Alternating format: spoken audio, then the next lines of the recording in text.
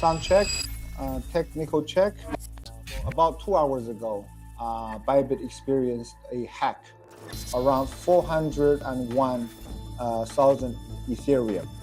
As far as we know, this could be the largest hack in the history of our industry. Well, hackers have stolen almost £1.2 billion worth of cryptocurrency in what could be the largest theft of its kind.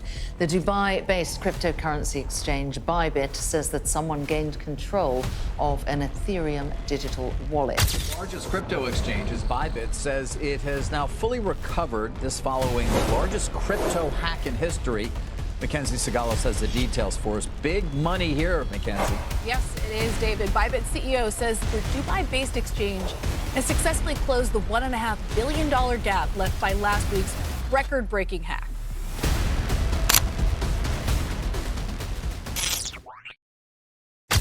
It begins with a single authentication request. No alarms, no shattered firewalls. Just a quiet signature prompt blinking on a terminal inside a trusted vendor's deployment pipeline.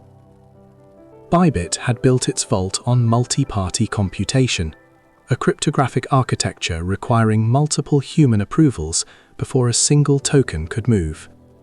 Cold storage, air-gapped signing nodes, keys split across jurisdictions. For years, auditors called it impenetrable.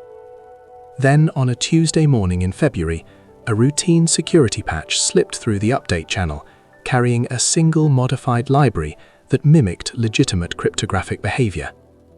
The system didn't crash, it complied. In this video, the blockchain forensic analyst isolates the exact API call that triggered the first unauthorized withdrawal. Investigations posted, if you guys have kept up on the Bybit hack, the root cause, they've assigned it to what's called blind signing. And, I would also add and call it to blind reliance as well, because, as we see all of the forensics investigations unfold, really the root cause of the buyback hack was when the multi-sig wallet holders from Bybit, the executives that, commonly, go in and sign transactions together, sometimes like 2 of 3, 3 of 4. They use an application called Safe, that's kind of an on-chain multi-sig wallet, and they sign with their hardware devices. So the Lazarus Group who's been really the ones that they say are behind all of this advanced attack. They commonly saw that there was by the Bybit executive multi-signers, a cold to hot wallet kind of top up normal process. And they were able to leverage a malicious code update, in the JavaScript payload of the front end user interface for that Safe app that they commonly use to sign with their multi-sig wallets. And that's really where I think the blind reliance comes into play. They're using this front end that they trust, and what they see is what they expect to happen, and they were able to update the behind the front end to redirect that signing transaction that they thought was a normal transfer. They updated it to leverage what's called like an implementation contract that they deployed. And that implementation contract was really what was signed and ended up being a transaction to give access to sweep all the funds out of the safe that held all of the $1.4 billion of assets here. So it's a lot of series of events that you could see. It's not just like kind of a one root cause. It's this is why it's a very advanced attack. You have a mix of front end malicious code that is hosted and fetched and cached on AWS CloudFront, and that malicious code was then used to create the false sense of security for signing a transaction, which is the blind signing, and really operational security as well. Not having, maybe if you're transferring out $1.4 billion, I would say that you'd want to maybe go double check some things on your hardware wallet, make sure that the code transaction matches what you see on the front end. Make sure even some third devices around what you're signing with is not compromised.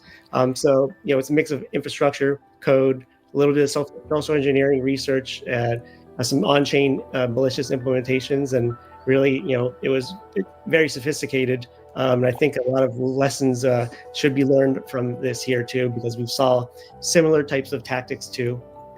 There was a large hack on Ledger hardware devices, where a supply chain, the code, again, blind reliance on the Ledger Live app was compromised by a developer, just like the safe developers they're attributing to updating the code.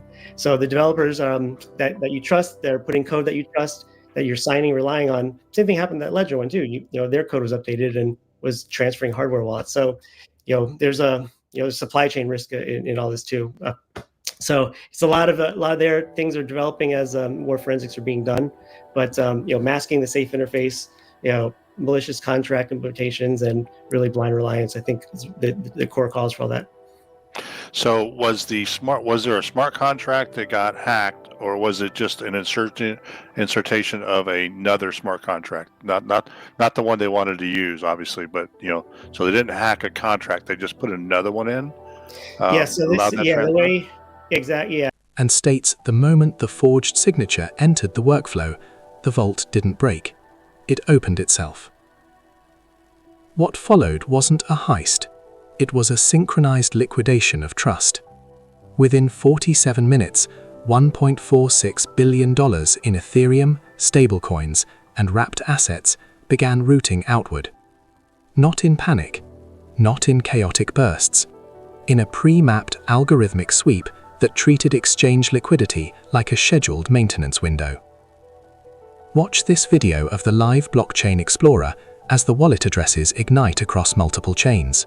You through 3 steps, right? So Lazarus they generally follow a similar, modus operandi. So generally, when the hack happens, it's usually a bunch of, and sometimes it's a large number of tokens, and sometimes it's native assets.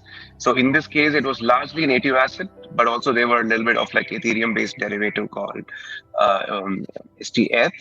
So the first step, what they do. So they did this exactly with another exchange hack last year, known as WazirX. It's an Indian exchange where they swindled more than close to 240 million.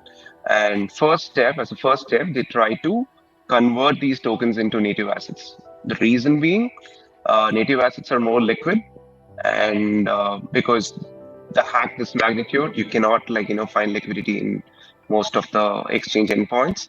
So they first try to convert them into native assets. So in this case, it was Ethereum. So you can see they usually send it to DeFi protocols and DEXs to actually convert them into native assets. And earlier, I think like 2 years back, they also used to convert part of it into USDT. But now Tether started freezing those assets. They are more proactive, they are more law enforcement friendly. So because of these reasons, they stick to native assets like Ethereum or Bitcoin, etc. Right? So what happened when the hack went down? It was about 400,000 ETH was sent into 40 wallets, and whatever the tokens that were swindled, they were converted into Ethereum, and they were sent into these wallets, right? So as a next step, you see they started moving funds slowly. Still a large amount of the hacked funds still remain, they're untouched, but close to 10-15% of the the stolen funds started moving slowly, because like I said, a hack this magnitude cannot go unnoticed. So they were trading slowly. They were initially trying their luck with smaller instant exchanges and other exchanges known for not collecting KYC. But eventually they started this graph is quite a lot of addresses. So I'm just gonna zoom in. I'm just gonna show you some of the flow. As you see, funds started from here, moved into hundreds of addresses initially, which eventually became thousands of addresses. So what we have done here is a preliminary investigation where the funds partially moved into decentralized no KYC exchange, a notorious exchange called EXCH.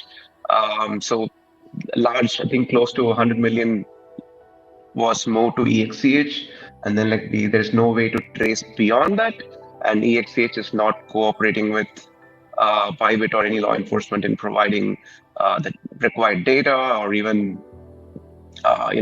freezing the funds, right? Similarly, a large chunk of funds also landed in cross-chain bridges, such as Thorchain, where so to give you some context, cross-chain bridge are protocols that are used to move funds from one chain to the other chain, right?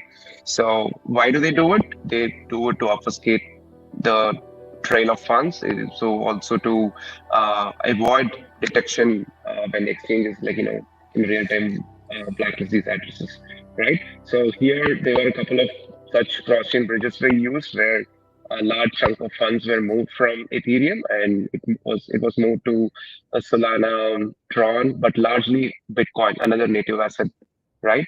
So as I think right now, so we at Merkle, after this investigation, we have about we have started updating these the wallet addresses in real time, because we have set up a system where we auto trace the movement of funds, the way it traverses across the blockchain. We auto analyze that and then automatically tag them as sanctions, right? Because as you know, Lazarus is also a sanctioned entity, right? So currently, I think we have hit a number of a little more than 10,000 addresses now. So what you see in this graph is maybe 1,000 addresses, but we currently have auto tagged about more than 10,000 addresses, and we also found, while investigating this, we also found connections to other hacks done by Lazarus. Let me show you that. So if you are, yeah, just a second, I'm going to present my screen.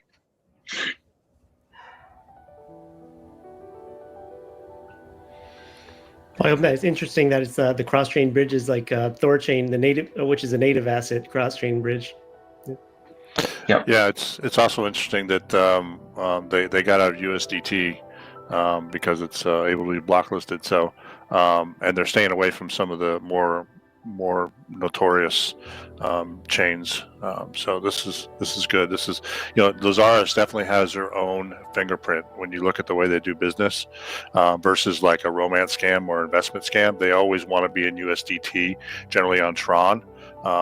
So that that's kind of the path that the romance scams and pig butchering kind of like. But hacks like this, you see them getting away from that because USDT is actually doing a lot more activity in blocklisting than they used to, especially with this partnership with other crypto partners out there. So definitely interesting in their fingerprint and the way things are moving along. Every transaction bounces through decentralized liquidity pools, cross-chain bridges, and privacy protocols engineered to erase origin trails. The operators don't hesitate. They execute a scripted conversion pipeline, turning volatile assets into stablecoins, then into low market cap tokens, then into mixes that scatter the capital across 7 different networks. As shown in the February exchange transparency report, the drain doesn't pause. It runs on autopilot, a silent extraction layer executing a playbook drafted months in advance. And somewhere, a small team watches the numbers climb, knowing that by the time human eyes catch the anomaly, the capital will already be structurally untraceable.